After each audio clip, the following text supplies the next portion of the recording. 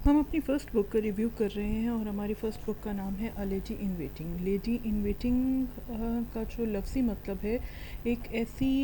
خاتون کے لیے یہ لفظ استعمال کیا جاتا ہے جو کسی شاہی خاندان کے فرد کے ساتھ اس کی جو معمولات ہوتا ہے اس میں ان کو ہیلپ آؤٹ کرتا ہے۔ یہ بک جو ہے یہ این گلین کارنر نے لکھی ہے اور انہوں نے 30 سال سے بھی زیادہ جو ہے پرنسس مارگریٹ کے ساتھ ان کی ہیلپر کی خدمات انجام دی ہیں،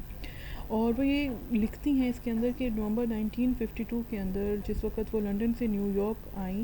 اور انہوں نے مختلف جگہ پہ سوشل سرکلز میں ان کا نام بننا شروع ہوا، اور جس وقت وہ وہاں پہ ایک اچھے نام کے طور پہ جانے لگیں تو 1953 میں ان کو ایک ٹیلی گرام موصول ہوا کوئین الزبتھ ٹو کی کارونیشن کا، یعنی ان کی تاج پوشی کا، جس میں کوئین الزبتھ ٹو نے ان کو فارملی انوائٹ کیا تھا کہ وہ ان کی میڈ آف آنر کے طور پہ شرکت کریں۔ اب یہاں پہ یہ چیز آتی ہے کہ اس ٹائم پہ یا ابھی بھی جو رائل فیملیز ہیں ان کے ساتھ کام کرنا ایک بہت بڑی عزت کی بات سمجھی جاتی تھی، اور برٹش فیملی کے جتنے بھی لوگ ہوتے تھے وہ اپنا پرسنل سٹاف رکھتے تھے، اور عام طور پہ جو بہت زیادہ ان کے ٹرسٹڈ لوگ ہوتے تھے جن پر وہ اعتماد کرتے تھے، اور جو نوبل فیملیز ہوتی تھیں ان کو یہ چیز یہ ڈیوٹیز دی جاتی تھیں، اور یہ ڈیوٹیز پشت در پشت چلتی تھیں۔ اور جو این ہیں جنہوں نے یہ کتاب لکھی ہے، ان کے جو والد تھے، جو ان کے جو فادر تھے، انہوں نے بھی کنگ جارج کے ساتھ مدت تک اپنی جو تھیں اپنی خدمات سر انجام دی تھیں۔ کوئین الزبتھ ٹو کی جو تاج پوشی تھی وہ 2 جون 1953 میں کی گئی، اور اس میں 8,000 سے زائد افراد شریک ہوئے، اور یہ پہلی تاج پوشی تھی جس کو پہلی بار ٹیلی ویژن پہ لائیو دکھایا گیا، اور اس کو 1 لاکھ سے 10 لاکھ سے زائد افراد نے دیکھا، جو اس ٹائم پہ بہت بڑا نمبر تھا آڈینس کا۔ ہم کوئین کی کورونیشن یعنی ان کی تاج پوشی کے دوران جو تھا کوئین الزبتھ کو این نے ہیلپ کیا، اور اس کے علاوہ بھی وہ بعد میں 3 سال تک ان کے ساتھ کام کرتی رہی۔ اس کے علاوہ وہ یہ بتاتی ہیں کہ جو تاج پوشی تھی اس کے لیے اس کے اندر این نے کوئین الزبتھ کے گاؤن کا دھیان رکھا، ان کے جو گلوز تھے ان کے اندر مختلف طریقے کے جو تھے اسمیلز والے سالٹ ڈالے کہ اگر اس تقریب کے دوران الزبتھ جو ہیں کوئین الزبتھ جو ہیں وہ کمزوری محسوس کریں تو وہ ان کو سونگھ سکیں۔ اب یہاں پہ این یہ ذکر کرتی ہیں کہ جس وقت بکنگم پیلس کے اندر کوئین کی تاج پوشی کی خوشیاں منائی جا رہی تھیں، اس وقت جو کوئین کی چھوٹی بہن تھی وہ بہت اداس بیٹھی ہوئی تھی، اور وہ بتاتی ہیں کہ مارگریٹ جو ہیں انہوں نے بعد میں این کو بتایا کہ وہ بہت زیادہ اداس فیل کر رہی تھیں کیونکہ ابھی ان کے والد ان کے جو بادشاہ تھے ان کے وہ گزر گئے تھے، وہ وفات پا گئے تھے، اور ان کی بہن جو تھیں وہ اب ملکہ بن گئی تھیں، جس سے ان کے اوپر ذمہ داریوں کا بوجھ اتنا ہو جانا تھا کہ وہ اپنی چھوٹی بہن کے ساتھ اس طریقے سے وقت نہیں گزار پائیں گی۔ اب اس کے علاوہ جو این اپنی کتاب میں لکھتی ہیں، اپنی کتاب میں وہ یہ لکھتی ہیں کہ جو پرنسس مارگریٹ تھیں ان کی فیشن سینس، ان کا اسٹائل جو ہے وہ بہت زیادہ مشہور تھا۔ اب وہ بتاتی ہیں کہ این اور این یہ بتاتی ہیں کہ جس وقت انہوں نے یہ جزیرہ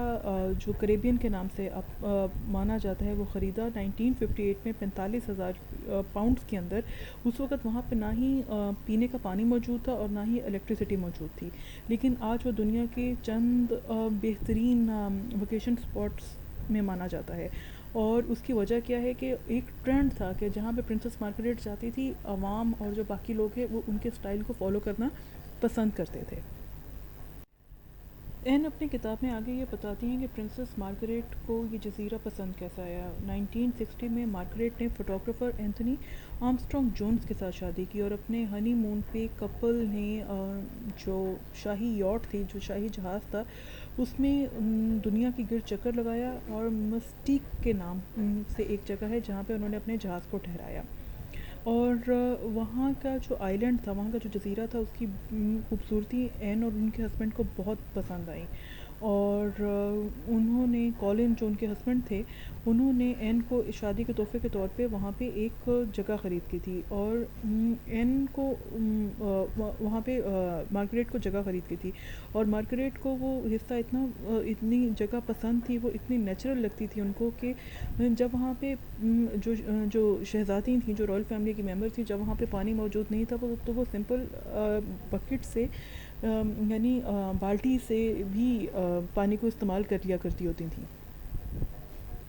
آگے ان اپنے بارے میں لکھتی ہیں کہ ان کی جو رائل زندگی تھی وہ بہت زیادہ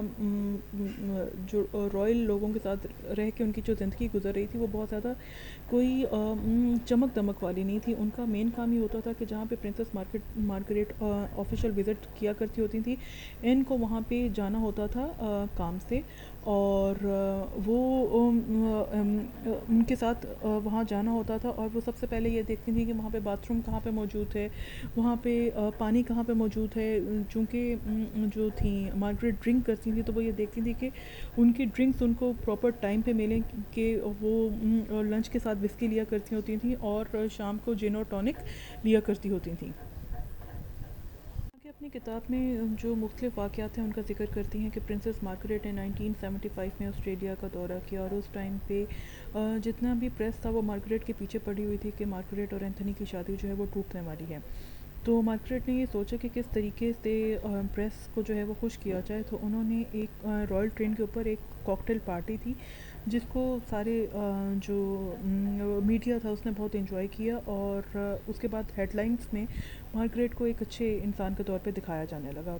اس کے علاوہ وہ یہ بتاتی ہیں کہ ایشیا پیسیفک میں مارگریٹ نے ایشیا پیسیفک کا ٹور کرنا تھا مارگریٹ نے 1978 کے اندر، لیکن وہ بیمار پڑ گئیں، تو انہوں نے این کو اپنی جگہ پہ بھیج دیا۔ اور جو فلپین کے پریزیڈنٹ کی وائف تھیں، ان کو یہ بہت فیل ہوا کہ مارگریٹ وہاں پہ نہیں آ سکی ہیں، لیکن انہوں نے این کو اپنے جوتوں کی کلیکشن دکھائی، اور ان کے پاس تقریباً 1000 سے زیادہ جوتے موجود تھے۔ اسی طرح این لکھتی ہیں کہ یونائٹڈ اسٹیٹس میں 1980 کے اندر پریزیڈنٹ رونلڈ ریگن نے این کو پرنسس مارگریٹ سمجھ لیا، اور پرنسس مارگریٹ کو این سمجھ لیا، لیکن بعد میں